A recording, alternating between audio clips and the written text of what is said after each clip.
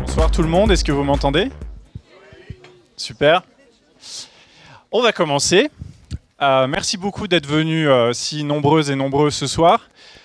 Donc on se retrouve ce soir pour fêter la sortie de la nouvelle édition papier de Frustration Magazine. Donc c'est une édition par an et cette édition est très particulière parce que c'est un nouveau format qui a été conçu, créé, fabriqué avec les éditions Les Liens qui Libèrent, à qui je vais donner la parole juste après. Donc ce qui est important, c'est qu'on a fait en sorte que ce soir, on vous présente vraiment le plus possible l'équipe de ce magazine, qui est de plus en plus nombreuse et j'en suis super content. Faut savoir que... Ça marche, hein? Ouais. Ouais, ok. Bah, autour de moi, donc moi je suis Nicolas Framont, je suis rédacteur en chef de Frustration. Vous avez en partant de ma droite, oui c'est ça, donc Antoine qui est l'illustrateur de toute une partie du numéro. Il l'a illustré avec Quentin qui n'est pas présent ce soir. Quentin est sur Rennes et Quentin a fait la maquette du magazine. Ensuite, on a Clément. Clément qui est un contributeur de ce numéro, qui a fait un super article sur les ONG écologistes dont il vous dira quelques mots. On a ensuite à ma droite Léa qui est notre responsable vidéo, qui va aussi intervenir ce soir, qui nous a rejoint récemment. Je ne sais pas pourquoi je précise, mais voilà. Guillaume qui est notre responsable de rubrique économique, qui a également pas mal écrit dans le numéro, qui fait partie du comité de rédaction, comme d'ailleurs Léa. On a ensuite Adèle, qui est notre contributrice sur ce numéro, qui a écrit un super article sur les écoles privées et publiques, qui donc a été en avance sur Amélie Oudéa-Castéra. Elle avait abordé le sujet avant que ce soit cool, donc voilà.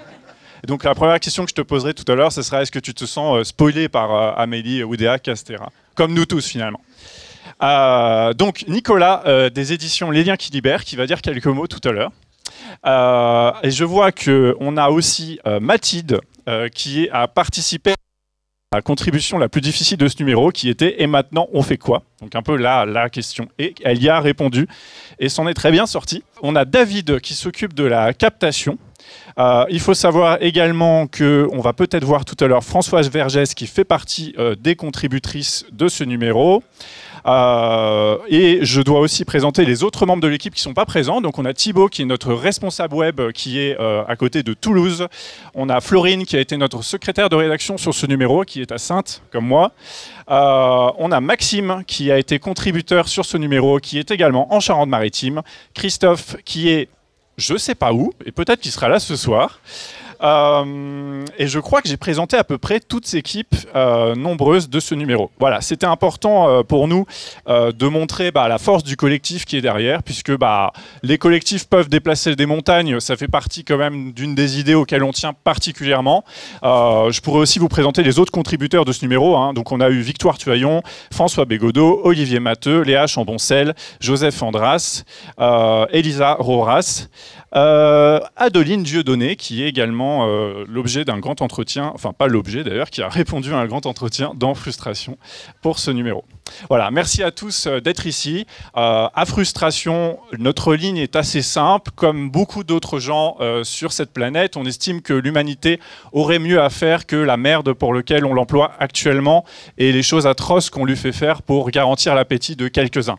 Je dis ça très premier degré, c'est-à-dire que nous, on s'inscrit vraiment dans ce combat qui consiste à essayer d'œuvrer pour que la classe dominante perde les leviers de son pouvoir et ce faisant nous libère les choses pour que nous, on puisse prendre ces leviers-là.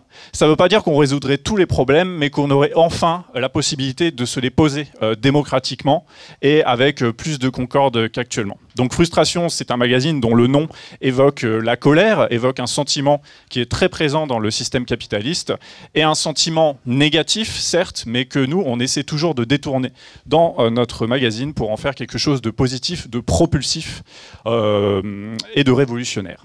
Donc, je vais tout de suite... donc on va se dérouler en deux temps. Plusieurs membres de l'équipe vont dire quelques mots, enfin plusieurs d'ailleurs, des phrases plutôt, sur ce magazine, leur contribution à ce projet collectif. Et puis ensuite, dans un second temps, on vous laissera la parole pour des questions auxquelles on tentera de répondre dans notre diversité. Merci beaucoup. Je laisse la parole à Nicolas Deschamps des Liens qui Libèrent. Vraiment, des phrases ou des mots? D'accord. Non, simplement, ouais, on est content que vous soyez aussi nombreux et puis de pouvoir faire la fête un peu pour relancer ce magazine, même s'il y a déjà eu une première mouture pilote il y a 1 an, mais on est très heureux et fiers, on peut le dire, de s'être associés et d'avoir fait une coédition avec vous. Parce qu'on trouve que c'est important de pouvoir, une maison indépendante, un magazine indépendant, dans ce paysage un peu médiatique, un peu phagocyté par des puissances d'argent et qui sont loin d'être indépendantes, proposer justement des solutions à un marasme dont tu viens de parler et dont on aura l'occasion de parler, et puis de proposer des solutions et voilà, et des propositions concrètes que vous trouverez dans le magazine. Donc on espère que l'aventure se pérennisera. On évoquait tout à l'heure peut-être donc voilà, si ça marche, voilà, plein d'autres aventures ensemble. On va peut-être aller jusqu'à Frustration Télé, on se disait, d'ici quelques années. Ouais, c'est ça le projet, ouais. Donc vous verrez peut-être ces personnes-là aux 20h de Frustration Télé. Mais plus sérieusement, non, on est vraiment content de pouvoir participer avec un bel objet comme ça et des bonnes idées à l'intérieur à la diffusion de ces idées le plus largement possible, de pouvoir faire en sorte que des revues comme ça atteignent un public et un lectorat assez large. Et ça nous paraît assez indispensable au lien qui libère. Et puis surtout avec des idées particulièrement propulsive, c'est ça que tu as dit? Ça c'est... Ouais, ok.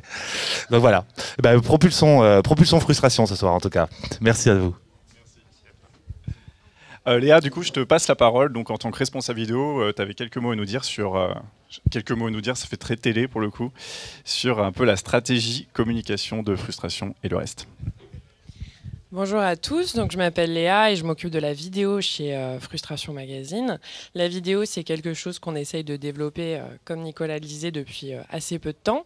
Mais maintenant, qu'est-ce qu'on fait? C'est une question qu'on s'est posée nous en termes rédactionnels, avec le comité, avec les rédacteurs, et comment on fait avancer ce qu'on fait et comment on atteint des personnes différentes. Donc nous, on s'est dit qu'on allait lancer des formats d'abord sur YouTube de vulgarisation et d'adaptation de nos articles qui durent entre 15 et 20 minutes, qu'on essaye de rendre le plus digeste possible. Mais on lance aussi également des pastilles sur les réseaux sociaux, toujours dans cette démarche d'accessibilité, de toucher de nouvelles personnes, peut-être des audiences un peu plus jeunes, des personnes qui n'arrivent pas forcément à tenir la lecture d'un article complet parce que c'est pas à la portée de tout le monde. Et nous, en fait, on essaye de développer ce côté pour toujours être plus accessible et ne pas être un média de rester un média d'opinion et pas un média d'entre-soi, je dirais. Et le plus important pour nous, c'est de se faire comprendre, de pas être intimidant, que moi, ce qui me questionne et ce que j'ai l'ambition de faire avec la vidéo, c'est que j'aimerais qu'en fait n'importe qui tomberait éventuellement sur une vidéo ou sur un format réseaux sociaux frustration puisse rester connecté à ce qu'on dit et ne pas décrocher rapidement. Donc de ce côté-là, on a lancé des petites choses et puis toujours suivre la ligne du média. On a récemment parlé d'objets culturels populaires, pour ne pas dire pop culture. On a parlé de chansons, on a lancé des chroniques musicales, on a toujours des chroniques ciné. Et donc adapter ça pour toucher plein de mondes différents et proposer autre chose. Voilà. Merci. Oh, on peut laisser tomber le drapeau. Vous l'avez vu, c'était super classe, on est d'accord, mais on n'a pas le courage de le remettre tout le temps. Guillaume, je te laisse la parole. Ouais, bonsoir à tous. Donc moi, notamment dans cette édition de notre numéro, j'ai écrit un article sur en fait que faire des syndicats. Quand on se pose la question, on fait quoi maintenant? On peut se demander comment est-ce qu'on peut faire évoluer les pratiques syndicales dans le pays, alors notamment en faisant le bilan du mouvement des retraites, qu'on peut voir comme un échec puisque aucune revendication n'a abouti. Donc à partir du moment où aucune revendication n'aboutit, on a beau avoir été très nombreux dans la rue, des millions, s'être mobilisés, si on n'obtient rien, c'est un échec profond. Mais ça n'est pas qu'un échec, parce que ce mouvement des retraites, c'est un moment où on a vu ce qui s'était passé pendant les Gilets jaunes, infuser en fait des méthodes de mobilisation pendant le mouvement syndical pour défendre nos retraites. Pas encore évidemment suffisamment, mais c'est une évolution à souligner, dans un but global qui est de considérer que pour obtenir des choses, il faut créer un risque sur celui auquel on s'oppose. Que ce soit le gouvernement ou les employeurs dans une entreprise, s'ils n'ont rien à perdre, ils n'accorderont absolument rien. Un employeur qui est en négociation avec un salarié qui va avoir une augmentation de salaire, soit il va craindre carrément une grève dans des cas vraiment de mobilisation, à ce moment-là il peut lâcher des choses collectivement, soit il va craindre tout simplement que son salarié quitte l'entreprise s'il n'obtient pas cette augmentation de salaire. C'est notamment le but des réformes de l'assurance chômage, qui n'est pas du tout de faire plus travailler les gens, parce que les emplois ne sont pas là, de toute manière. Donc on sait bien que ce n'est pas le sujet. Le sujet, c'est quoi? C'est que... Voilà, donc je disais... Ah oui, c'est vrai que tout d'un coup... Vous avez rien entendu de tout ce que je racontais?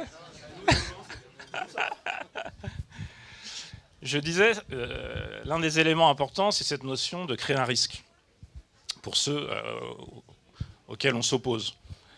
Et je prenais l'exemple de cette réforme de l'assurance chômage. Si les salariés n'ont plus aucune possibilité de quitter leur entreprise parce que de toute manière, ils savent que les conditions d'indemnisation, etc., seront impossibles, qu'il n'y a aucun emploi ou très peu d'emplois disponibles, ils seront prisonniers de leur employeur, et du coup, il n'y a aucun risque pour l'employeur à ne plus augmenter les salaires, puisque de toute manière, les gens ne peuvent pas partir. On sait que créer des grèves dans les entreprises, c'est difficile, donc voilà, s'il n'y a pas de risque, les choses n'évoluent pas. Au niveau collectif, c'est la même chose. Pourquoi le gouvernement ne bouge pas sur les retraites? Parce que très peu de risques ont été portés sur lui. On peut être 3 millions dans la rue, 4 millions dans la rue, 5 millions dans la rue. Ça l'indiffère profondément. Macron n'en a rien à faire, puisque le risque de l'impopularité, qui est un peu le seul risque si on est très nombreux dans la rue, de montrer qu'il est très impopulaire, en plus la mobilisation soutenue massivement par la population, ça l'indiffère complètement, puisque le but électoral aujourd'hui, c'est simplement de se retrouver face au Rassemblement national au deuxième tour. Donc la popularité a beaucoup moins de sens que dans les mobilisations des années 90, notamment, qui avaient pu fonctionner. Et donc pour créer du risque, et c'est l'objet de cet article, il faut s'inspirer, et c'est déjà le cas, c'est ça qui est positif, ce que je disais en introduction, s'inspirer de ce qu'ont fait les Gilets jaunes, qu'on crée une forme de risque en sortant des parcours établis, en refusant tout ce qui était demandé par le gouvernement, en sortant voilà, d'un certain ordre social. Et ils ont obtenu en quelques semaines, le gouvernement a lâché. Pas suffisamment, évidemment, mais il a lâché sur les premières revendications des Gilets jaunes. Alors que sur la mobilisation des retraites, absolument rien n'a été lâché. Mais en fait, ces deux mouvements s'infusent les uns les autres. Dans les Gilets jaunes, il y avait beaucoup en fait, de responsables syndicaux. Ça a été très peu dit. Il y avait des responsables CGT d'union locale, etc., qui étaient dans les Gilets jaunes, qui ont trouvé d'ailleurs beaucoup de joie à être dans des mouvements beaucoup plus spontanés que ce qu'ils pouvaient connaître précédemment. Et après, dans le mouvement de mobilisation contre la réforme des retraites, eh bien, il y avait des Gilets jaunes et ils ont largement contribué, en tout cas leurs méthodes ont contribué à faire qu'il y ait beaucoup de blocages, de coupures d'électricité, tout ce que vous avez suivi, qui crée beaucoup plus de risques que simplement les manifestations, qui sont évidemment utiles, de se rassembler, de montrer qu'on a une force collective, mais qui ne suffisent plus aujourd'hui à créer un risque pour le pouvoir. Et donc c'est ça l'objet de cet article. On pourrait aussi peut-être en discuter après sur ce qui s'est passé avec la mobilisation des agriculteurs, comment ils ont aussi créé du risque, même si malheureusement les décisions ont été prises par les grandes centrales et le patronat de la FNSEA. Mais voilà, il y a cette évolution-là. On fait quoi maintenant? On essaye de créer vraiment une zone de risque pour le pouvoir dans les entreprises comme au niveau du gouvernement. Merci Guillaume. Sur cette question de comment on fait stratégiquement pour réussir à renverser les choses, Clément, toi tu t'y es intéressé sous l'angle de l'écologie et tu nous dis qu'actuellement, je ne veux pas spoiler ton article, mais globalement les ONG écolos ne créent pas de risque, apparemment. Dis-nous en plus. Ben, pas beaucoup, non, pas beaucoup. Alors moi je me présente, je m'appelle Clément et j'ai passé 8 années à peu près à Greenpeace. 8 années teintées de frustration, hein, il faut bien le dire. Et l'objet de cet article, la démarche de cet article, elle part d'un double paradoxe. Le premier paradoxe, c'est que l'écologie perd lamentablement depuis des décennies maintenant alors que les constats scientifiques sont de plus en plus pressants sur l'urgence et la gravité de la crise écologique. Donc il y a quelque chose qui manifestement dysfonctionne et qui est un constat d'échec à confronter aux entités les plus prescriptrices sur le sujet que sont les grandes ONG environnementales, donc Greenpeace. Et un autre paradoxe qui est l'espèce de passivité ou de quiétude effarante que j'ai trouvé dans mon organisation vis-à-vis des événements politiques et des grands moments de l'histoire collective. Et donc c'est un article qui prend la forme un peu d'une monographie de Greenpeace, mais qui Greenpeace c'est intéressant parce que c'est une interface, enfin c'est vraiment la grande ONG qui se dit radicale et qui en réalité a intégré tout un ensemble de codes extrêmement conservateurs et qui produit en fait aujourd'hui une écologie qui est complètement dépolitisée, hein, qui dépolitise en permanence son objet. Et la thèse principale de cet article, et qui rejoint le propos général de cette revue, et notamment qui fait aussi écho au très bon papier de Guillaume, c'est qu'il y a un embourgeoisement très très prononcé au sein de ces entités, et donc qui en font des instances aujourd'hui, des dispositifs de pacification avec la classe dominante. C'est-à-dire que c'est vraiment une écologie qui n'est pas dans la lutte des classes, mais qui est dans la solidarité de classe avec le pouvoir. Et voilà, Greenpeace, c'est un peu le PS, si on veut, de l'écologie, si on veut saisir rapidement de quoi il retourne. Et donc cette dépolitisation, elle s'exprime sur trois aspects principaux. Le premier, c'est sur les revendications. C'est-à-dire qu'en fait, quand on regarde le corpus de revendications de Greenpeace et de l'ensemble du champ environnemental, c'est parfaitement soluble dans les évolutions néolibérales du capitalisme. C'est-à-dire qu'il n'y a pas du tout de revendications qui confrontent et problématisent la question capitaliste avec ses catégories, la propriété privée, les rapports sociaux de production, etc., etc. Le capitalisme est de toute façon un tabou, c'est interdit d'en parler. Moi, j'avais pas le droit d'en parler quand j'étais porte-parole pourtant de l'organisation sur les questions climatiques. Et j'avais pas le droit d'en parler dans les médias, il n'y avait pas de débat interne, il n'y avait pas de culture autour de cette problématique-là. C'est-à-dire que l'appareil économique, en fait, qui est à la base de la crise écologique, n'est pas du tout pensé, problématisé, thématisé d'aucune manière. Le deuxième aspect, c'est sur la praxis, donc sur la pratique militante en tant que telle de l'organisation. C'est-à-dire que c'est une organisation, et l'ensemble du champ environnemental d'ailleurs, qui réfute la question insurrectionnelle. Ils ne sont pas pour l'insurrection, ils ne veulent pas changer l'ordre du pouvoir par l'insurrection, parce que non-violence, si et ça, on est poli. C'est l'antithèse de tout ce qui est inscrit sur l'affiche, sur la politesse, etc. Donc ils ne veulent pas changer, modifier le pouvoir par là. Mais ils ne veulent pas non plus le changer par les urnes, c'est-à-dire qu'ils sont très distants de la question électorale, etc., etc.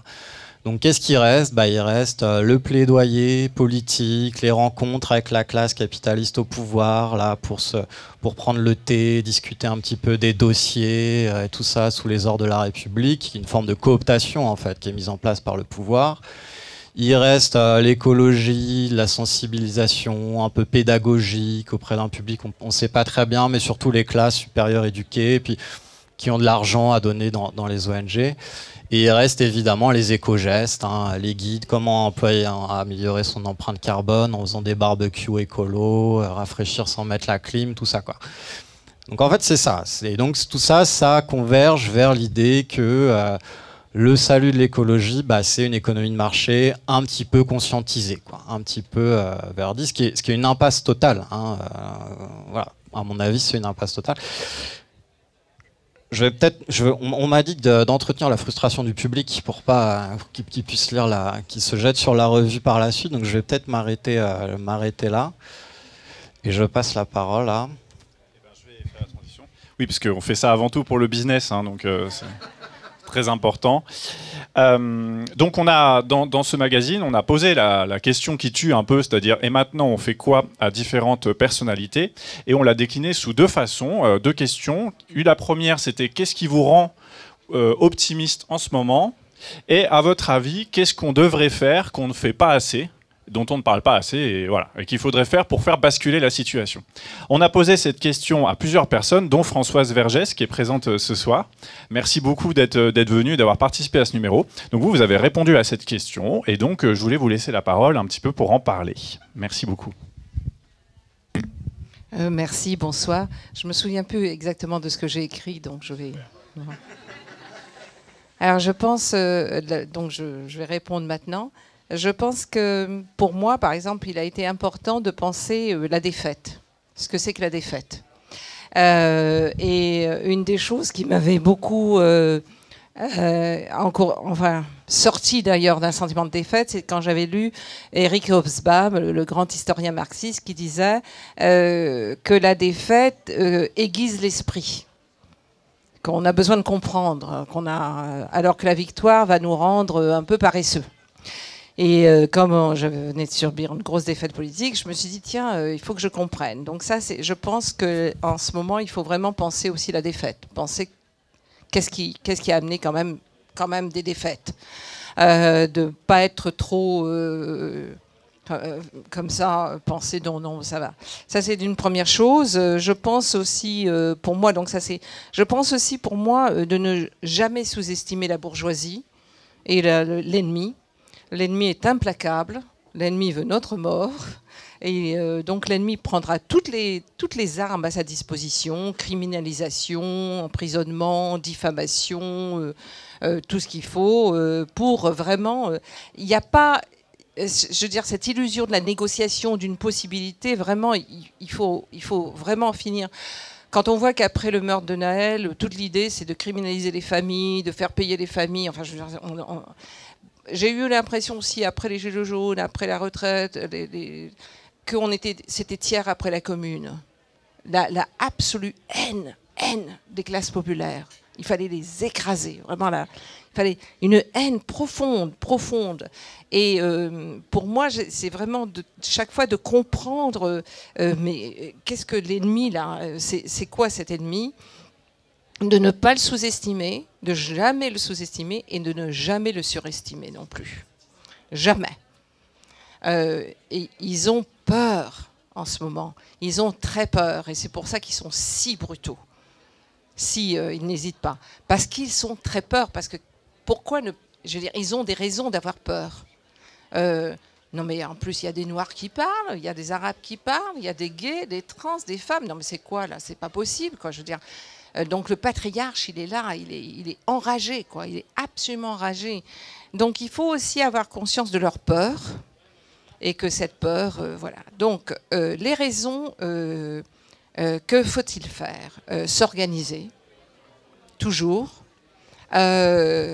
discuter, penser, vraiment comprendre. Ça nous arrive de tous les côtés en ce moment, donc c'est un peu difficile. On se dit, bon ben voilà, il y a l'environnement, il y a la criminalisation, il y a la police, il y a l'horrible guerre en Palestine, il y a...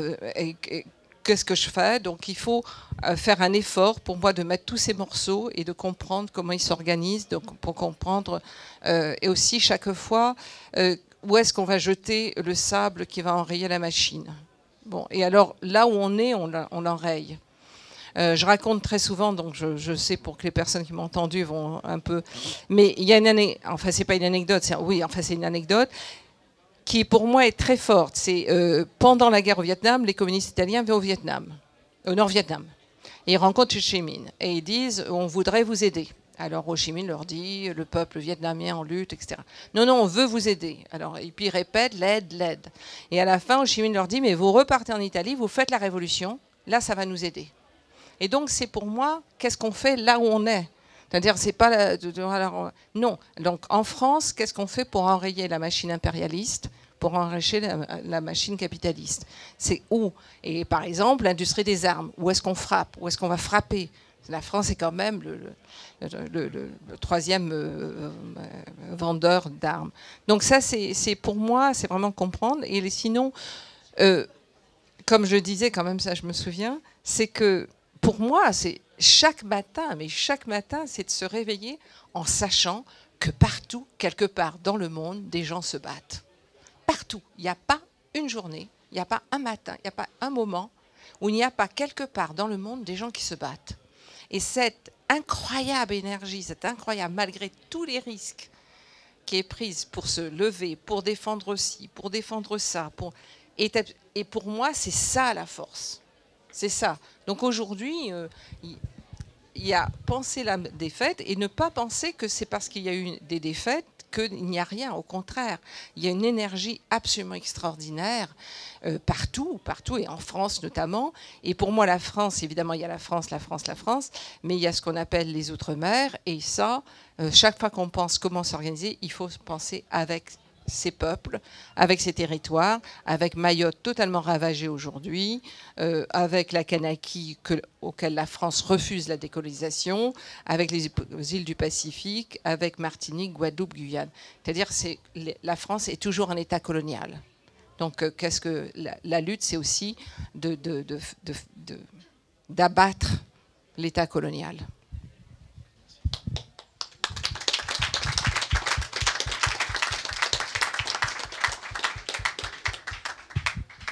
Merci beaucoup, c'était très galvanisant.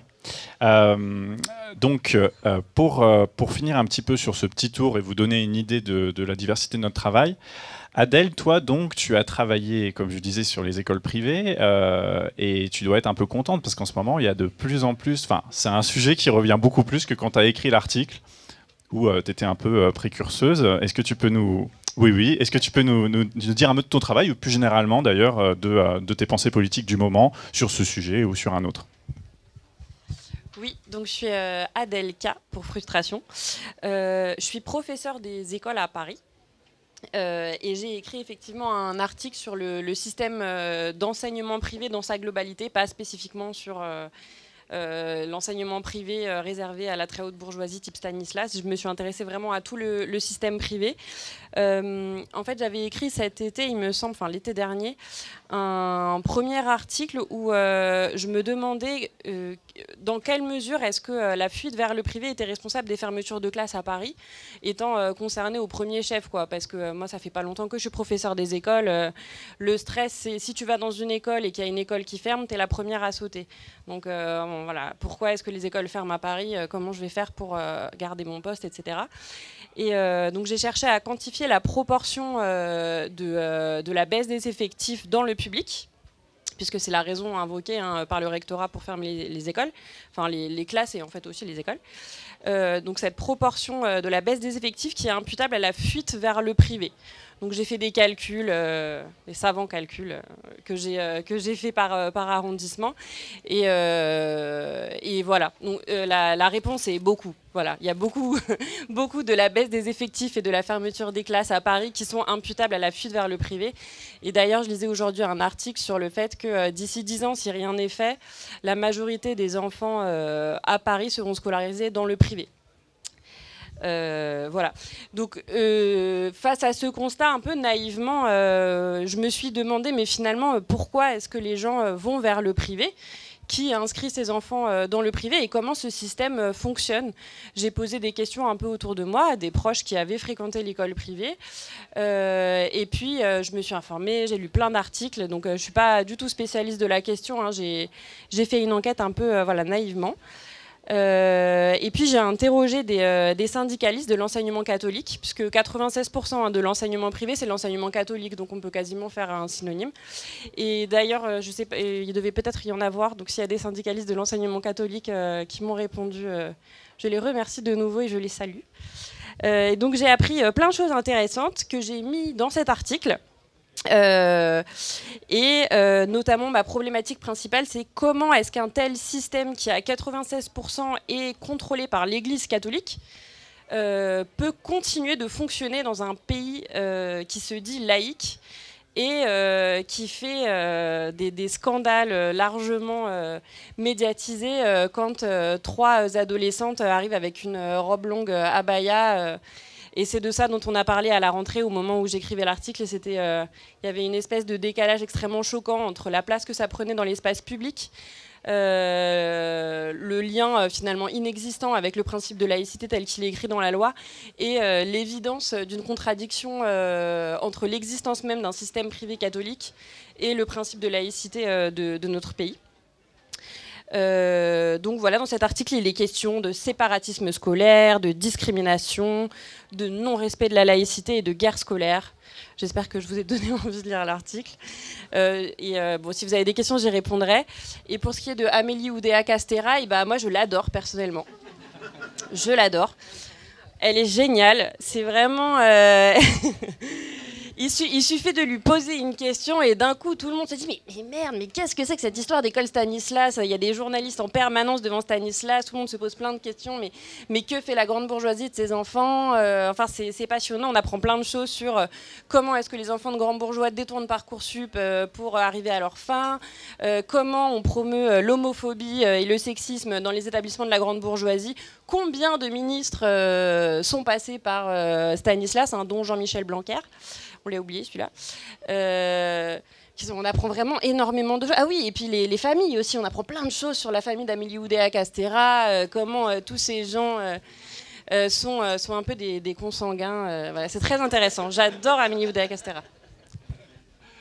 Merci beaucoup. Oui, il faut savoir que, voilà, on vous le dévoile ce soir, mais Amélie Oudéa-Castéra, c'est une actrice payée par frustration.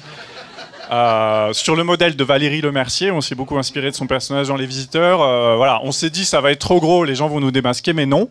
Voilà, on était particulièrement fiers du moment où elle dit à des gamins « Ah, vous avez mis des baskets, vous allez faire du sport ». Voilà, c'était mon moment préféré. C'est vraiment une œuvre. Voilà, on a fait un numéro annuel et on a fait une ministre. Non, malheureusement, ce n'est pas le cas, mais on est très content. Donc, n'appelez pas à la démission d'Amélie Oudéa-Castéra. Il faut qu'elle reste le plus longtemps possible. D'ailleurs, si elle reste, c'est bien qu'elle est effectivement au centre de plusieurs dynasties médiatiques, économiques. Quand même, son mari, Frédéric Oudéa, était le patron de la Société Générale et est maintenant le président du conseil d'administration de Sanofi. Donc, c'est pas rien. Et on imagine bien que si cette femme reste après toutes ces bourdes qu'elle enchaîne, c'est bien parce qu'elle joue un rôle clé dans le monde, dans la classe capitaliste, comme dit Clément, que j'aime bien comme alternative au terme classe bourgeoise. Merci beaucoup pour vos présentations. J'espère que ça vous aura donné envie de lire le magazine. Alors, évidemment, Frustration, c'est un magazine d'abord. Voilà, je peux vous faire un priorité au direct. Nicole Belloubet, nommée ministre de l'Éducation nationale. Voilà, ah, mais non, elle s'en va du coup.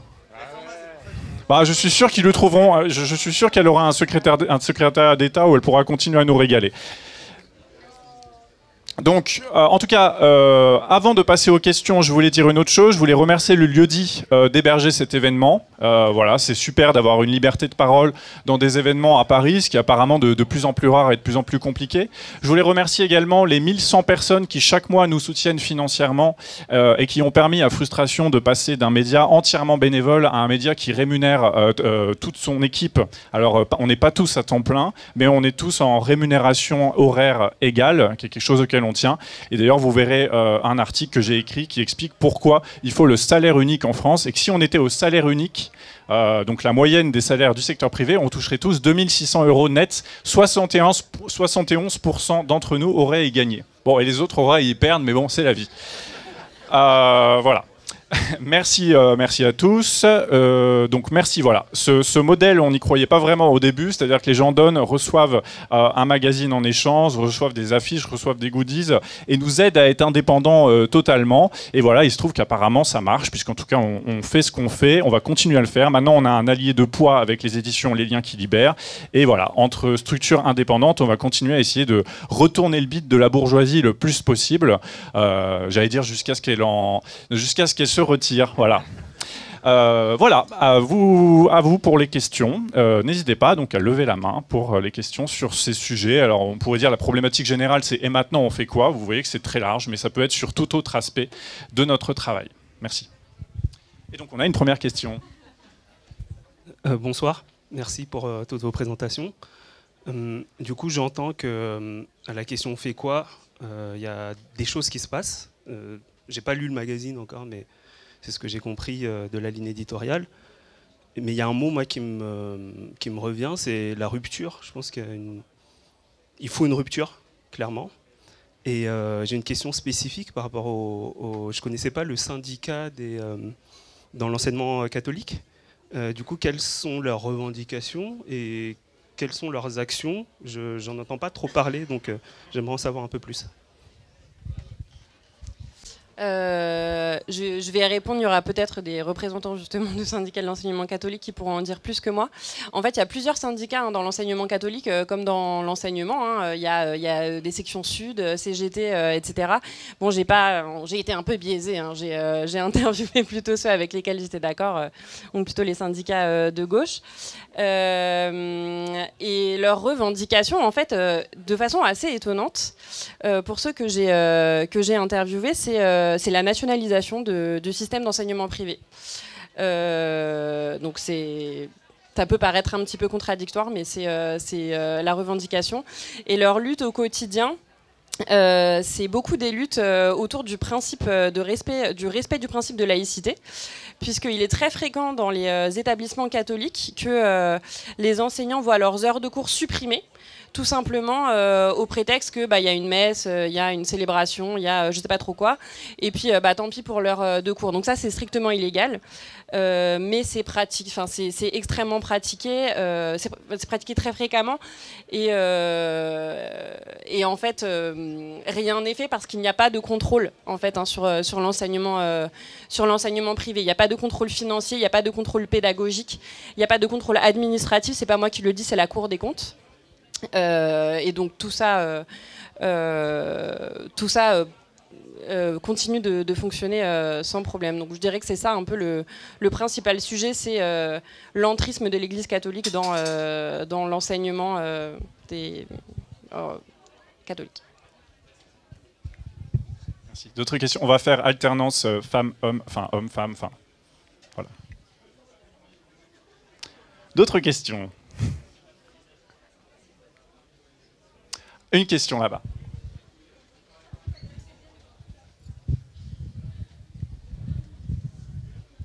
Merci. Merci pour toutes vos présentations. En fait, j'aurais eu plusieurs questions, mais je vais quand même continuer sur la question de l'éducation, parce que du coup, ça m'a pas mal interpellé ce que tu as découvert dans ton enquête, et je me demande quel est le profil des personnes en fait qui ont la possibilité d'envoyer leurs enfants dans toutes ces écoles privées. De ce que tu disais, il y avait quand même pas mal de fuites vers ces écoles privées. Donc en fait, je me demande qui a les moyens de se payer ces écoles-là, et est-ce que tu as pu tirer un profil type ou des profils types de familles qui intègrent ces écoles-là?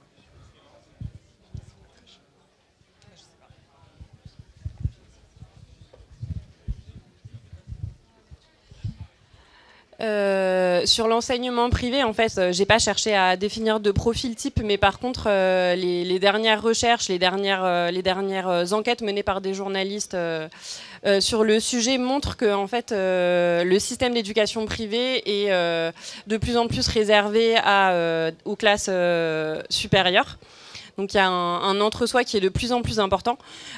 Toutefois, ce serait mentir que de dire qu'il n'y a que des grands bourgeois dans l'enseignement privé. Il y a Stanislas d'un côté, où effectivement là, oui, c'est la très grande bourgeoisie. Et puis il y a les écoles, les collèges, les lycées qu'il y a un petit peu partout qui sont privés catholiques. Un fait important, c'est que effectivement la proportion d'enfants de bourgeois est beaucoup plus importante dans ces établissements que dans le reste des établissements, et c'est de plus en plus le cas. C'est pour ça qu'il y en a qui parlent de séparatisme scolaire. Mais il y a par exemple des endroits en France, je pense à la Bretagne ou au Pays de la Loire, où l'enseignement privé est extrêmement important. C'est genre un enfant sur deux qui est scolarisé là-bas. En fait, parfois, il y a des villages où la seule école est une école privée. Ça aussi, c'est illégal. Mais ça arrive. C'est pas extrêmement fréquent, mais voilà, ça arrive. Et puis après, en fait, on a une élite politique qui passe son temps à dénigrer le système d'enseignement public, à commencer par Amélie Oudéa-Castéra, qui, la première chose qu'elle a dit quand même, c'est que dans le public, d'une part, les profs sont absents, hein, on est tout le temps en train de rien foutre, les profs dans le public, et d'autre part qu'en plus, on n'est pas remplacé. Bon, ça c'est un petit peu vrai par contre. Voilà, les ministres successifs sortent du privé ou scolarisent leurs enfants dans le privé. Je veux dire, Gabriel Attal a fait sa scolarité à Stanislas, à l'école alsacienne. Vous êtes vachement au courant. Jean-Michel Blanquer, il était à Stanislas. Macron, il était dans le privé à Amiens. L'autre, là, Papendiaï, ses enfants sont à l'école alsacienne. Enfin, il n'y en a pas un qui a un lien avec le public, en fait. Et si les ministres mettent leurs enfants dans le privé ou sont eux-mêmes sortis du privé, c'est bien la preuve que le public, c'est nul, quoi. Et donc, quand on est parent et qu'autour, on a tout ce discours qui dit que le public, c'est nul, que les profs sont nuls, ils sont jamais là, en plus, le niveau des élèves est nul, enfin bon, on en entend beaucoup. Mais en fait, en tant que parent, à un moment, on se dit merde, mais bon, moi, je veux quand même le meilleur pour mes enfants. Et du coup, il y a effectivement quelques enfants de milieu populaire qui sont scolarisés dans le privé. C'est pas si cher que ça, hein, d'inscrire ses enfants dans le privé. C'est pas si cher que ça, en fait. C'est vraiment pas tellement une question d'argent. Il y a Stanislas, bah, ça c'est quelque chose. Le privé lambda, c'est pas très cher. Il y a même des établissements privés qui font des tarifs dégressifs en fonction des revenus des parents. Et puis après, il y a les privés hors de prix. C'est les Montessori, les Steiner, là, bon, les trucs un peu néo-pédagogie, trucs là. Et ça, c'est extrêmement cher. Voilà. Merci beaucoup. D'autres questions? Il y avait une question tout là-bas. Oui. Vous pouvez faire passer tout là-bas.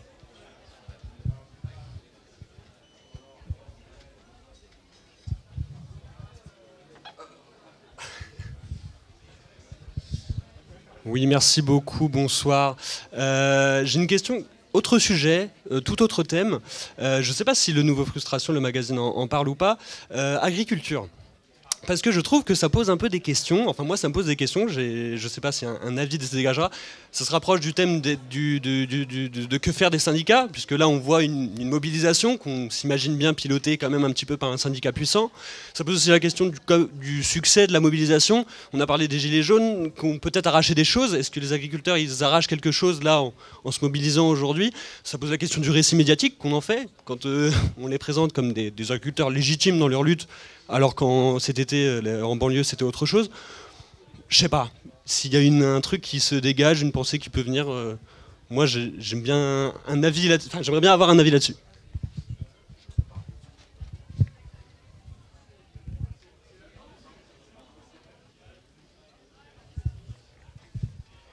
Merci beaucoup pour ta question hyper intéressante et d'actualité.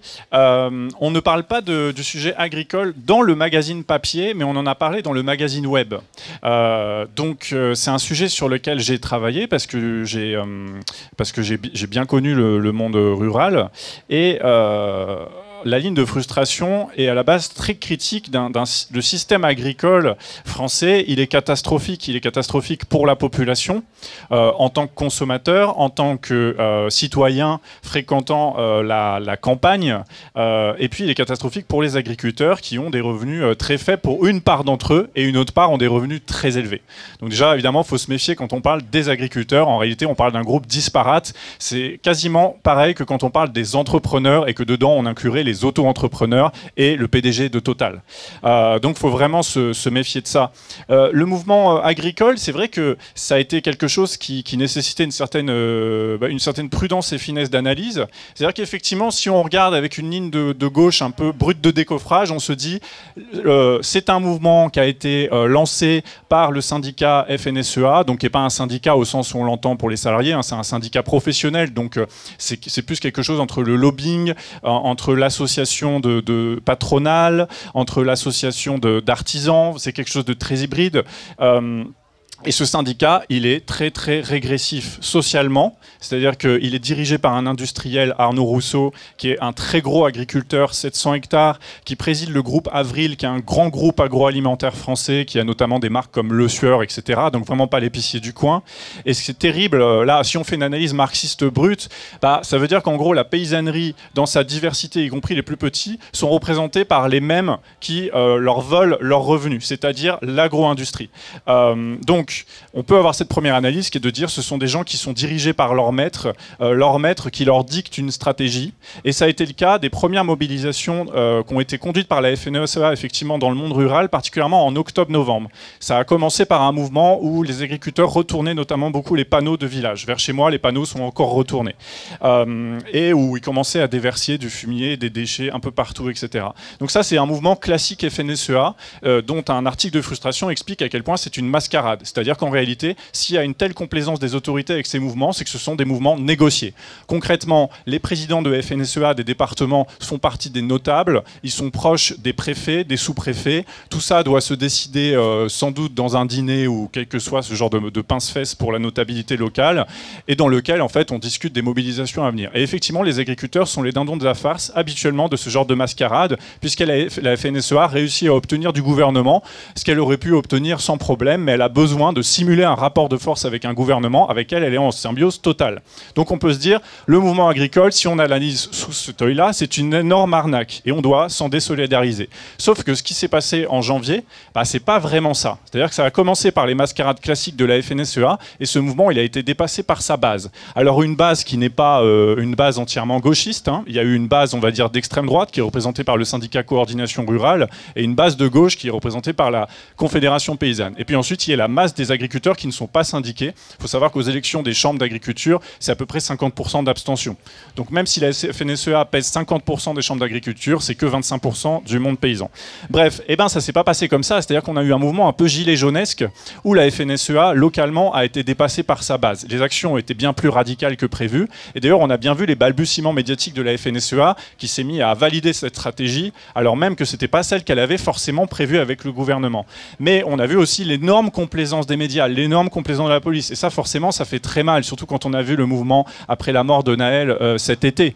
C'est-à-dire que vraiment, le discours médiatique sur les violences des paysans, qui sont des violences, il faut le dire, c'est des animaux égorgés, c'est des dégradations d'espaces publics, c'est des arbres coupés, enfin voilà, c'est du registre de la violence urbaine. Mais ces violences urbaines sont traitées comme des choses parfaitement normales, parfaitement légitimes, alors que pour beaucoup moins, des jeunes racisés en révolte contre la mort de l'un d'entre eux, à la mort à bout portant, eux se retrouvent en tôle. Donc évidemment, ça rend fou. Et ça le rend légitimement fou. Il n'empêche que ce mouvement agricole, il était très intéressant parce que pour la première fois, il a dépassé la FNSEA. Il a mis en risque le gouvernement avec cette histoire de marche sur Paris. Et donc, en fait, il s'est produit de l'incertitude. Et je pense que le pouvoir a un petit peu balbutié, que la FNSEA a un petit peu balbutié et que pour la première fois, elle a eu l'impression de perdre le contrôle de sa base. Parce que sa base se rend bien de plus en plus compte qu'elle est dirigée par des pourris. Le mot pourri, moi, je l'ai entendu de plusieurs agriculteurs autour de chez moi qui pourtant sont syndiqués à la FNSEA. Il faut bien comprendre que dans le monde rural, si on se syndique à la FNSEA, c'est parce qu'on a des avantages financiers en échange, on a de l'aide, on a du soutien. Et quand on est un agriculteur laitier, c'est-à-dire des gens qui concrètement gagnent moins que le SMIC, on ne peut pas cracher là-dessus. Donc voilà, il faut vraiment sortir de cette vision marxiste. On se dit ce sont des gens qui soutiennent des gens qui sont contre leurs intérêts. Alors c'est vrai à long terme, mais à court terme, se syndiquer à la FNSEA, ça peut parfois être une question de survie. Donc quand bien même l'emballage de cette mobilisation était dégueulasse à bien des abords, nous on a choisi de le soutenir dans nos articles, en sachant très bien que le résultat pour l'instant est très décevant, c'est qu'il y a des premières revendications qui ont été abandonnées. Alors une revendication d'augmentation de taxes sur le gasoil non routier, qui est donc une énergie dont les agriculteurs se servent. Donc là c'est un peu une revendication type gilet jaune qui a été obtenue. Et puis par contre il y a des revendications extrêmement agressives sur le plan écologique qui ont été obtenues, notamment la mise en pause du plan Éco-Phyto, qui est un plan de réduction des pesticides. Et ça c'est catastrophique, évidemment, pour la population. On parle même d'abandonner les quelques normes qui avaient été adoptées pour protéger les riverains des pesticides. C'est-à-dire concrètement des écoles qui sont situées à côté de champs où on demande juste qu'il y ait 10 mètres entre l'épandage de pesticides potentiellement cancérigènes et la cour des enfants. Et ça, même la FNSEA veut revenir dessus. Donc le résultat, forcément, à mi-terme, il est très décevant, mais la mobilisation continue, il faut le savoir. Les médias ne s'y intéressent plus parce que la FNSEA n'est plus dans le game, mais la Confédération Paysanne continue des blocages, continue des actions, continue des invasions de supermarchés, Leclerc notamment, ce qui est une très bonne idée. Et donc ça, évidemment, il faut encourager ça. Mais on voit bien que comme on est sorti de la mascarade médiatico-politique classique, alors les médias s'en désintéressent et la classe politique s'en désintéresse complètement. Parce qu'en fait, le monde paysan ne les intéresse pas, ce qui les intéresse, c'est le monde de l'agro-industrie. Donc Donc évidemment, il faut continuer à soutenir le monde paysan en étant conscient de sa diversité, en étant conscient de cette mascarade, sans pour autant se dire qu'au nom de cette mascarade, il faudrait arrêter de soutenir le monde paysan, parce que ça serait effectivement catastrophique. Genre le monde paysan, dans sa majorité, c'est des gens qui gagnent très mal leur vie, parce que l'agro-industrie et la grande distribution leur bouffent tous leurs revenus, c'est-à-dire exactement comme nous. Voilà. D'autres questions? Je voulais juste, je me permets, tirer le fil, comme tu évoquais l'article Que faire des syndicats, et du coup élargir à cette question du coup plus récente qu'on a de fait pas traitée dans le magazine, même s'il y a un agriculteur dessiné sur la couverture, donc on avait un petit peu senti qu'il se passerait peut-être quelque chose. Je voulais juste tirer un peu ce fil-là, parce que ces différentes luttes, on pourrait aussi évoquer les soulèvements de la terre, etc. Bon, ces différentes luttes qu'on a eues ces dernières années, elles apportent chacune à leur manière des choses, elles ont leurs limites, mais globalement ce qu'on y voit, et tu l'as évoqué, c'est le fait qu'on a des mouvements où la base, en tout cas la population, la spontanéité de la population, dépasse les organisations. Et ça, je pense que c'est un point d'appui très important. Parce qu'à la fois, c'est important d'avoir évidemment des organisations, des syndicats, etc., pour structurer potentiellement des débouchés syndicaux, politiques. Mais c'est aussi ces institutions, ces organisations, on sait que souvent, elles empêchent des mobilisations d'advenir, parce que dès qu'on commence à être dans des logiques où il faut avant tout négocier, dès qu'on rentre dans une logique de dialogue social, quel que soit le domaine, en réalité, on empêche d'aller plus loin et d'obtenir des mesures qui visent un changement très important du système. Les Gilets jaunes étaient issus d'aucune organisation. Donc ils ont fait des choses que le pouvoir n'attendait pas du tout. Et du coup, le pouvoir, à un moment donné, il a eu peur. Il a eu peur parce que ça le dépassait complètement. Pendant la réforme des retraites, les confédérations syndicales ont été dépassées par les salariés dans les entreprises qui ont organisé des grèves qui n'étaient pas du tout prévues, décidées par les confédérations syndicales, et que souvent elles ne soutenaient même pas. On a eu des mobilisations, des grèves dans les raffineries qui ont été très importantes, etc. Pas du tout des confédérations qui avaient décidé de faire cela. Donc là, je pense qu'il y a vraiment un fil à tirer qui est d'essayer de dépasser ces organisations-là pour les pousser à évoluer. Parce que la force syndicale dans le pays, c'est quand même des centaines de milliers de syndicalistes qui sont beaucoup plus importants en nombre que les adhérents à n'importe quel parti politique, qui, dans des syndicats comme la CGT, sont majoritairement des ouvriers et des employés. Donc il y a une masse très importante de personnes qui se battent au quotidien dans leur entreprise, qui risquent leur carrière professionnelle, qui n'ont rien à gagner à faire ça, à part essayer de défendre des idées, d'améliorer concrètement les conditions de travail des gens. Tout ça existe aujourd'hui. Sauf que c'est absorbé, camouflé, avalé par des grandes institutions, par des bureaucraties, par des médias.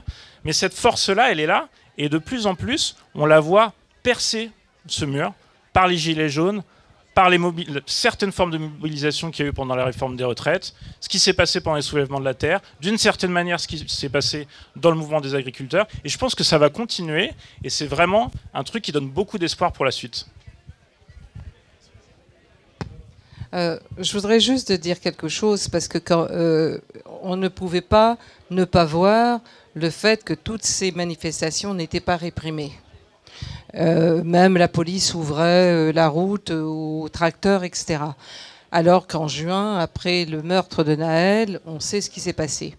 Donc dans la question, justement, comment en même temps questionner ce discours de la terre qui peut devenir totalement réactionnaire et qui peut être totalement révolutionnaire, parce que le droit à la terre est aussi une demande révolutionnaire pour des tas de peuples, évidemment la Palestine, parce que moi ça m'a quand même vraiment, avec les paysans qui offraient du café au CRS ou vice-versa, je ne sais plus dans quel sens ça allait, enfin peu importe, et je veux dire, il y a quand même quelque chose qui ne va pas, quoi. Je veux dire, il y a quelque chose qui va, je veux dire, pour moi, alors que je comprends tout à fait, et je suis tout à fait d'accord, c'est-à-dire qu'ils se font avoir complètement par l'agro-industrie, ils se font avoir complètement par mais ce qu'on leur donne, ça va être des miettes, ils vont se faire avoir encore de nouveau, et je veux dire, ils sont perdants, et en même temps, donc comment casser le discours de cette respectabilité du terrien, de celui qui a le rapport à la terre, par rapport aux espèces de petits gars qui ne comprennent rien, qui brûlent la médiathèque. Si on n'arrive pas à faire basculer ça, je veux dire, il y aura effectivement des mouvements, des jacqueries qui ont un potentiel révolutionnaire, mais qui pourront être complètement rapidement récupérés par la réaction. Enfin, c'est quand même frappant. En juin, ils frappent, ils tapent, ils criminalisent. Et là, les gens jettent du purin sur les mairies, ou enfin, je veux dire, bloquent. Et moi, je suis pour, effectivement, parce que je pense que c'est ce que tu dis. Le nombre de suicides, enfin, je veux dire, ils sont complètement exploités. Et en même temps, le côté de la respectabilité, là, le côté de la terre ne ment pas. Moi, je veux dire, donc, comment on va faire basculer cela, quand même? J'ajouterais juste qu'effectivement, pour aller dans le sens de ce que vous dites, moi, ce qui me frappe dans le discours des agriculteurs, et ça, c'est vraiment pour moi le truc à combattre. J'ai travaillé un an pour une asso, enfin, j'étais bénévole pour une asso qui s'appelle Solidarité Paysans et qui vient en aide aux paysans qui sont dépassés par leur situation.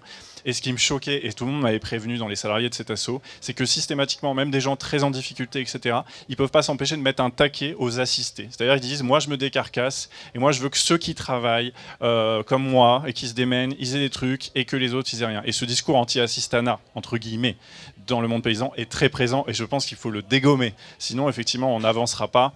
Et on a vu notamment des leaders de la Confédération, de la coordination rurale qui ont tenu ce genre de discours en disant il faut aider ceux qui travaillent. Mais qu'est-ce qu'ils s'imaginent? Qui sont les seuls à bosser? Enfin, ça me rend fou. Voilà. Une autre question. Oui.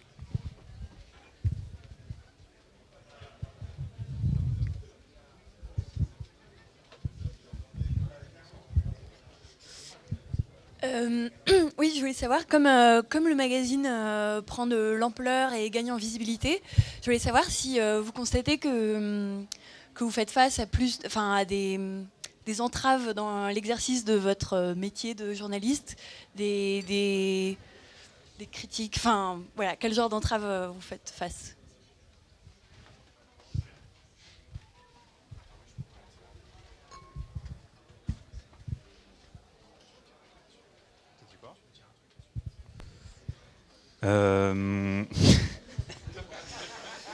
Disons qu'avant, on avait un public beaucoup plus assez monde du travail, assez gilets jaunes, etc. Là, on a du coup un public plus militant, plus universitaire, ça s'est élargi, on a les deux en même temps. Donc, on fait face à un peu plus d'attaques qu'avant.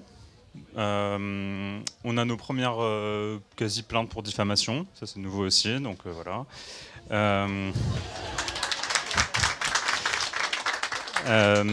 On n'a pas pour l'instant beaucoup d'entraves, en vrai. Pour l'instant, ça se passe plutôt bien, on arrive plutôt bien à faire notre travail, on a de plus en plus d'abonnés, on développe la vidéo. Non, j'ai pas l'impression qu'on ait énormément plus d'entraves à part celle que j'ai dit. On est un peu plus visible, donc on est un peu plus attaqué qu'avant, mais on n'est pas trop empêché. Après, ça vient aussi qu'on a un média d'analyse et d'opinion, donc on fait pas beaucoup de terrain. Qui est un des endroits où je pense que les journalistes sont pour le coup très réprimés. On n'a pas encore de problème avec l'État notamment, donc c'est plutôt une bonne nouvelle. On est un peu surpris, mais ça ne vient pas.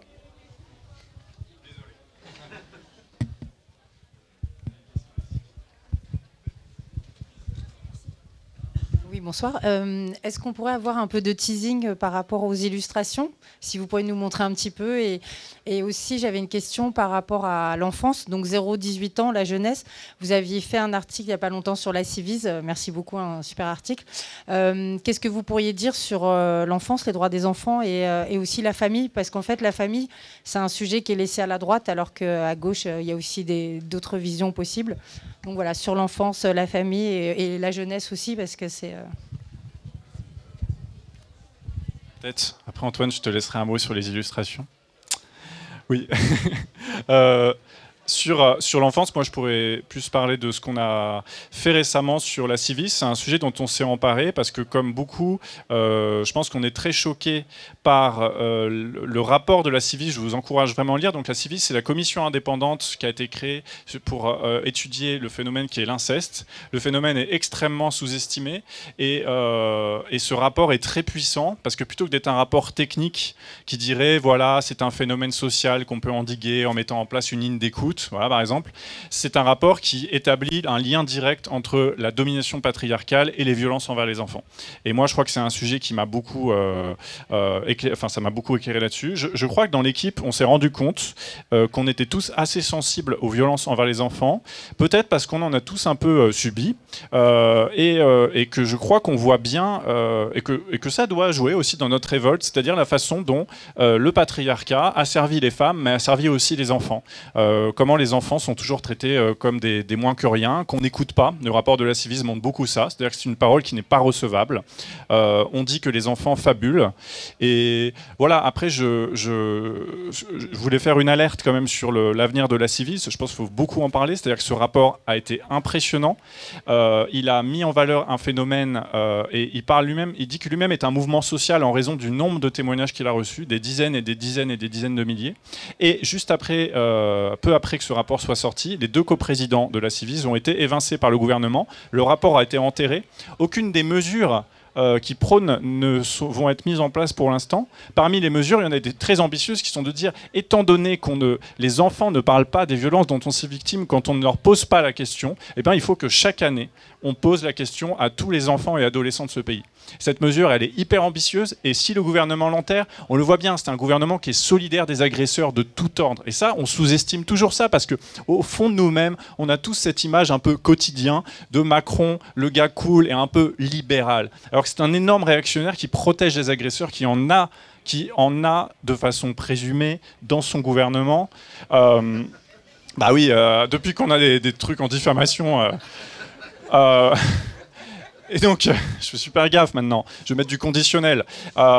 Donc on pourrait tout à fait penser que ce gouvernement protège les agresseurs de toutes sortes et que l'enterrement du rapport de la Civis, c'est enterrer la parole des enfants. Et il faut savoir, c'est tombé très récemment cette semaine, que la nouvelle coprésidente de la Civis est accusée d'agression sexuelle. Alors déjà, moi, quand j'ai vu ça, je me suis dit, mais c'est incroyable, de viol.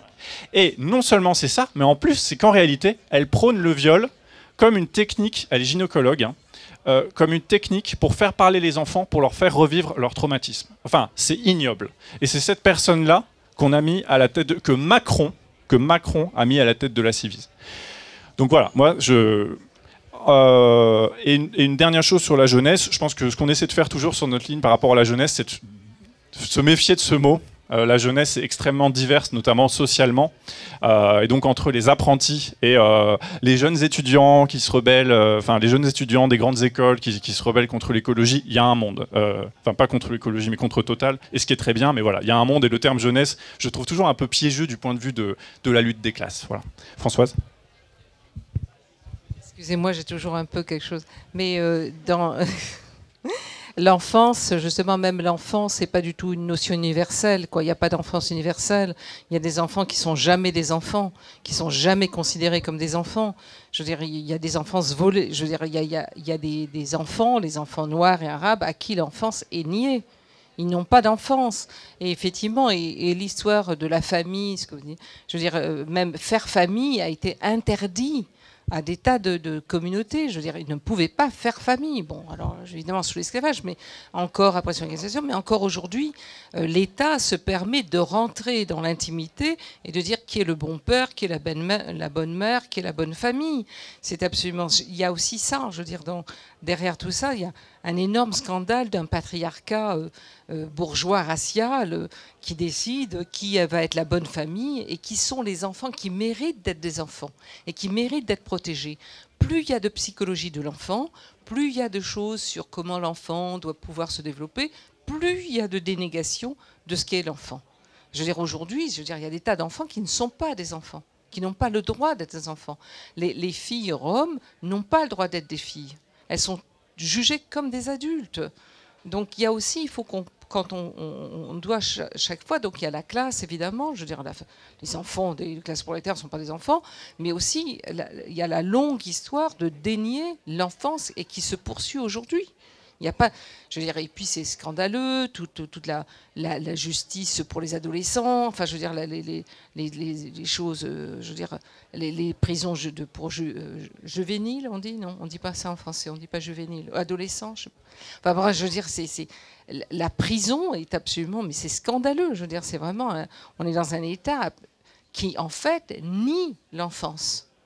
Donc plus il y a de paroles sur l'enfance, et plus il y a de choses, ou même les rapports comme dont vous parlez, et en fait à côté, elle est constamment niée, ça. Même un droit à l'enfance, c'est-à-dire un droit d'être un enfant. On est dans une société extrêmement de négation de l'enfance, avec un surplus constant de discours sur l'enfance. Merci beaucoup. Moi, ça me fait beaucoup penser aux enfants palestiniens, c'est-à-dire tous ces bons bourgeois, bons chics, bons genres qui défilent sur les plateaux télé. Et je suis sûr qu'en privé, ils jurent qu'au nom de la famille, les enfants, c'est formidable. Mais les enfants palestiniens qui se font tuer par milliers, c'est pas grave, parce que c'est pas vraiment des enfants, c'est des terroristes. Et ça, c'est vraiment ignoble aussi, quoi. Antoine, on avait parlé des illustrations. Est-ce que peut-être sur les affiches. Alors bonsoir, donc moi c'est Antoine, ça fait quelques années maintenant que je fais des petits dessins pour Frustration Magazine. Alors que vous dire? Alors déjà je tiens à dire que mes dessins seraient pas grand chose sans le super travail de Quentin qui a maquetté et qui met vachement en valeur tout ce travail, qui a pas pu être là ce soir mais je le salue du coup pour l'occasion. Et je peux vous raconter rapidement comment ça fonctionne. En général j'ai mes camarades qui écrivent un article et qui me l'envoie, et en le lisant, ça me donne quelques idées, et je me mets à faire quelques dessins, et puis ça marche plutôt pas mal, parce que justement le travail qu'on me donne est assez chouette, donc ça produit quelque chose de sympa.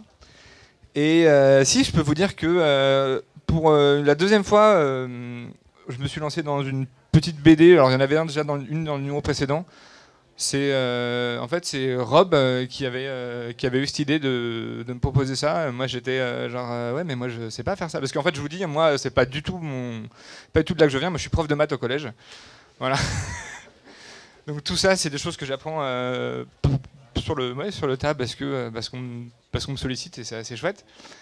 Et donc je pensais pas du tout que je serais capable de faire ça, mais en fait à chaque fois Rob choisit un article, me fait un storyboard hyper clair, ce qui rend le truc vachement plus abordable pour moi, donc c'est assez chouette. Et du coup cette année on a une BD sur la condition animale, sur la corrida, la chasse à courre, enfin toutes ces réjouissances de bourgeois. Et je peux vous la montrer rapidement, faire un peu de teasing si vous voulez. Ah oui, en plus il y a un chouette dessin de Macron sur un cheval, c'est assez sympa. Voilà.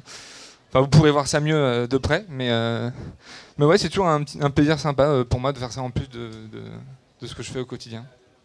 Voilà.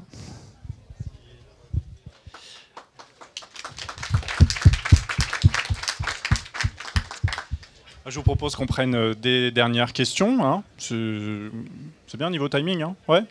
Voilà, sachant que je vous préviens d'avance que le but aussi c'est de continuer la discussion de façon informelle, puisque vous voyez il y a beaucoup de membres de l'équipe qui sont là, donc ça fait plein de gens que vous pouvez aller aborder, ils n'attendent que ça. D'autres questions? Bonjour, alors en fait j'étudie le macronisme depuis quelques années, et alors je déteste parler dans un micro, je préfère avertir. J'étudie notamment la question du dévoiement du langage, comment le macronisme use et abuse du dévoiement du langage, c'est-à-dire fait des inversions accusatoires. On remarque que lorsque l'extrême droite tue 3 personnes kurdes dans Paris, elle n'est jamais traitée de terroriste, le motif raciste n'est pas reconnu, la circonstance aggravante de racisme n'est pas reconnue. Quand nous, on tape dans des casseroles, par contre, on est traité de terroriste. Quand on soutient la Palestine, on est traité de terroriste. Et moi, j'aimerais savoir comment on peut faire pour contrer ça, pour contrer ce dévoiement du langage. Parce qu'on a beau écrire des articles, et je le sais, je le fais depuis 7 ans, donc, mais ça ne marche pas. Et c'est toujours les médias qui ont le dernier mot, les médias qui sont aux ordres de la bourgeoisie. Donc voilà, j'aimerais savoir si quelqu'un a une solution. Merci. Pas moi. Merci. Non, mais à frustration, on a une solution. Alors, c'est de dire effectivement, donc il y a tous les dévoiements du langage. Alors, on peut les dénoncer, mais comme vous dites, bah, ça a ses limites. Je pense qu'on s'écrit tous sur cette histoire de la qualification de terroriste. C'est vrai qu'il n'y a rien de plus honteux, de plus dégueulasse. Voilà, on le fait tous, on partage tous ce fameux mème sur les réseaux sociaux. Vous avez le gars des Simpsons qui a un nuancier de couleur et selon qu'on est plus ou moins foncé, plus ou moins clair, on est plus ou moins qualifié de terroriste. Hein. Voilà, donc on fait tout ce travail-là. Moi, je relaie dès qu'on peut. Mais après, il y a le travail offensif. Le travail offensif, c'est d'avancer nos mots à nous. Donc nous, on s'en a fait un peu notre spécialité, c'est-à-dire que nous, on essaie de faire avancer nos termes à nous. Donc d'en réhabiliter certains, parce qu'en fait, on n'invente rien non plus, hein, on n'a pas créé le marxisme ou la lutte des classes. Par contre, on peut les amener. Donc nous, un des boulots qu'on a fait, par exemple, c'est de tenir au terme bourgeoisie, de dire les bourgeois, la bourgeoisie. Et on a vu que les bourgeois, ça les énervait beaucoup. Donc on a continué. Ils sont là, mais c'est absurde, ça n'existe plus depuis le 19e siècle, depuis Zola. Là, bah, vu les résultats de Total, clairement, ça existe. Enfin, ils sont clairement là. Vu Amélie Oudéa Castéra, ça existe. Donc, eux nous mènent la guerre sur ces mots, bah, nous, il faut qu'on la mène aussi. Et qu'on essaie le moins possible. Alors, nous, on essaie de faire ça. Alors, ça fait un peu donneur de leçons par moment, donc il faut s'en méfier. Mais par exemple, il y a des mots, même les mots de la critique sociale, ont été, on le sait, récupérés par la bourgeoisie, qui, elle, va nous amener des mots plus inoffensifs. Donc, par exemple, un des mots, moi, j'ai longtemps utilisé, c'est de dire « Ah, la montée des inégalités sociales ». Et en fait, plus il y avait de rapports sur la montée des inégalités sociales, plus je me disais, il y a un truc qui cloche sur ce mot. Et ce qui cloche, c'est que ça passe pour une sorte de phénomène naturel, comme la montée des océans par la fonte des glaces, bon, qui est même pas un truc naturel, mais enfin, il y avait un côté un peu, c'est la faute à pas de chance, ça monte, c'est la montée, l'explosion des inégalités sociales. Généralement, chaque rapport, il y a un terme plus grand. Et en fait, inégalité sociale, par exemple, bah, ça marche pas du tout. C'est pas des inégalités sociales, c'est une lutte des classes. S'il y a une polarisation des revenus, un appauvrissement des plus pauvres et un enrichissement sans précédent des plus riches, c'est pas parce que bah, pas de chance, on sait pas, ils arrêtent pas de s'enrichir, voilà. Et puis les autres arrêtent pas de s'appauvrir. Et donc on va faire un rapport sur les inégalités sociales. Il y a l'ONG Oxfam chaque année qui fait son rapport. Les responsables politiques sont là, ah oui c'est terrible, ça ne fait que monter et tout, ça m'inquiète beaucoup. Ils le disent sur le plateau de Quotidien un peu, et puis on passe à autre chose. Et effectivement, c'est beaucoup plus dérangeant quand on dit la lutte des classes, par exemple. Donc voilà, ça fait partie de ces choses-là. En gros, nous, notre travail, c'est de reconflictualiser le langage. Parce qu'on le voit particulièrement, alors si vous avez travaillé dans une entreprise privée ces 5 dernières années, vous voyez comment le langage des entreprises privées et du management moderne pacifie en permanence les rapports sociaux. Et d'ailleurs, on ne parle pas de rapports sociaux, c'est déjà hyper violent, rapports sociaux. Les relations de travail entre collaborateurs, organisées, c'est trop violent, mais au sein d'un dialogue entre partenaires sociaux, de façon à obtenir une convergence des objectifs. Voilà. Et donc, ce langage pacifié, eh ben, il faut toujours le conflictualiser. Et je me souviens très bien, avec Guillaume, moi je le fais en freelance, Guillaume c'est encore son métier, on a été expert pour les représentants du personnel, donc on intervient dans des CSE, les comités socio-économiques. C'est toujours super intéressant parce qu'il y a une guerre langagière qui se fait. C'est-à-dire qu'en gros les DRH arrivent et disent « Oh là là, mais vous mettez pas d'un côté et de l'autre de la table, mettons-nous tous en cercle et discutons posément. » Donc, alors en plus ils sont du côté de la gentillesse, donc les gens osent pas forcément. Alors parfois ils se mettent en face, déjà les DRH sont là, ouh là là, ça l'ambiance, hein. Et puis là-dessus ils disent bah voilà les collaborateurs, nanana. Et parfois on a ce moment magique qui se produit où un syndicaliste dit non maintenant vous arrêtez, vous ne dites pas collaborateur, vous dites salarié. Et là il y a un bug qui se passe dans la tête du DRH qui est là mais pourquoi, comment? Alors, il faut dire collaborateur. Et non, pas. Vous remettez salarié, vous remettez le lien de subordination. Et ces gens-là, leur métier, c'est de nier en permanence la réalité du lien de subordination pour mieux le renforcer. Et donc, le métier des syndicalistes, ça doit être de toujours rappeler l'existence du lien de subordination, de toujours rappeler la divergence fondamentale d'intérêts, de toujours rappeler l'exploitation au travail. Ah, vous dites ça à un DRH, il tombe à la renverse. Et donc, vous devez le faire systématiquement. Et moi, je crois qu'on essaie de le faire avec notre côté un peu bulldozer par moment, mais je pense que le côté bulldozer est nécessaire. Il y a cette notion de fenêtre d'Overton qui est intéressante. Hein. C'est-à-dire que l'extrême droite, on le voit, elle amène ses termes. C'est bien parce qu'ils ont une classe de journalistes suffisamment bête pour les reprendre. Donc, ça fait 10 ans qu'ils essaient de dire remigration. Et là, il n'y a pas longtemps, je ne sais plus, c'était LCI qui a fait un titre en mode remigration, retour sur cette notion polémique.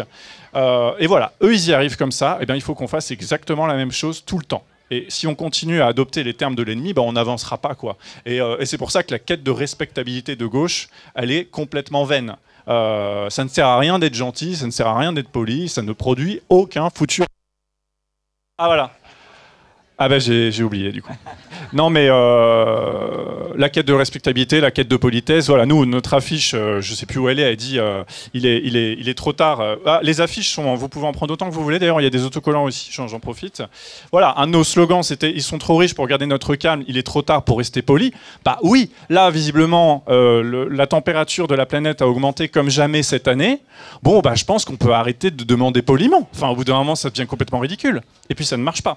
Donc voilà. Faut arrêter de faire ça et voilà. Pour en revenir sur les mots, eh bien, il faut imposer les nôtres, voire même faut en inventer. Il faut vraiment pas hésiter et même voilà, faut être créatif parce que sinon on s'en sortira jamais. Et puis voilà, sinon autant prendre direct sa carte au PS, ça. Ou à Place Publique avec Raphaël Glucksmann. D'autres questions? Je pense aussi qu'il y a eu une énorme psychologisation des rapports de force et des rapports de classe. C'est-à-dire qu'il y a toute une question autour de soi, de pouvoir parler, de parler, de voilà. Et puis alors, il faut faire du yoga, de la méditation. Et ça, il y a eu je dirais, les think tanks de la droite, ça fait des années qu'ils s'étudient comment, il y a des psychologues, il y a des sociologues, tout ça, et ils nous lisent et puis ils se disent que... Et cette psychologisation est extrêmement importante parce qu'il y a quand même eu un moment où la question de la psychanalyse, elle a été du côté de la libération. Je veux dire, bon, je ne vais pas vous redire Fanon, Bassaglia, toute la bande, Lingue, etc., mais enfin, ça a été du côté. Et aujourd'hui, la psychologie, c'est la pacification totale. Je veux dire, c'est une arme de pacification massive. Et il me semble aussi que c'est à nous de reprendre ça, parce que la question quand même de la santé mentale, comme on dit, je veux dire, chez les gens qui souffrent, chez les gens justement qui sont écrasés, est extrêmement importante. Il ne faut pas la laisser à ces gens. Il ne faut pas les laisser à le truc chimique, là, le truc ça. Je veux dire, il y a un abandon aussi là des trucs de la psychiatrie par la bourgeoisie capitaliste, parce que justement, ils savent que là, je veux dire, enfin, je ne veux pas vous reprendre toutes les thèses, mais que c'est aussi Foucault, toute la bande. Enfin, je veux dire, la psychologisation des rapports de force et des luttes de classe fait partie des armes de la bourgeoisie capitaliste aujourd'hui, et qu'il faut nous reprendre aussi ces questions-là. De la part justement pas de la gauche socialiste ni Glucksmann, etc., mais vraiment de la révolution, quoi. Je veux dire, parce que la libération, elle va être aussi là. Eh bien, merci à tous. Je vais passer la parole. Non, mais juste pour finir, d'abord, merci beaucoup à l'équipe de Frustration, les contributeurs, les contributrices qui nous ont fait l'honneur de venir ce soir ici.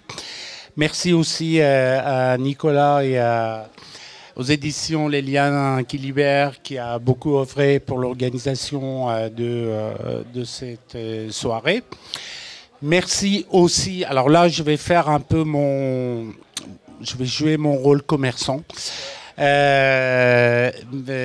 merci à mes salariés d'abord. Hein, je reprends le mot. Bravo à eux qui assurent et qui ont assuré et qui vont continuer à assurer. Et donc merci surtout aussi à la librairie, à nos amis de la librairie Montant-l'Air qui ont... on peut les applaudir. Qui ont installé une table de livres et surtout de la revue là. Donc surtout, n'hésitez pas à aller regarder, voir les livres et les revues et surtout les acheter parce que c'est important aussi. Donc voilà, et puis après on va boire des coups, vous pouvez aussi rester, boire des coups et contribuer aussi au fonctionnement de ce lieu modeste et génial, comme dirait l'autre. Merci. Et merci à Hossein et au lieu-dit quand même. C'est quand même ce lieu modeste et génial qui permet de faire vivre plein de choses chouettes.